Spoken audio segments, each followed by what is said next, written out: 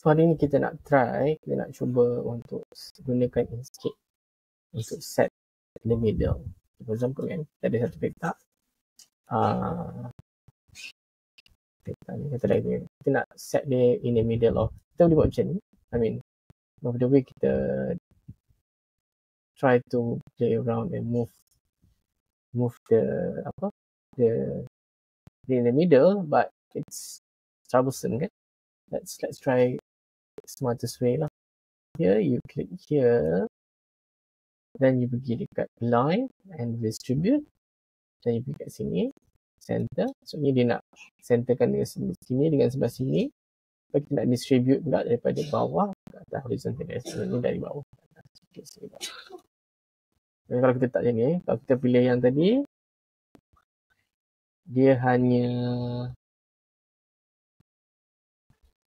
center it macam tu. Tapi kalau kita pilih yang tadi, yang kedua tu tak apa, horizontal axis kan, horizontal axis tengah kan, macam ni, daripada sini dan kita dari sini. So kita dapat center part.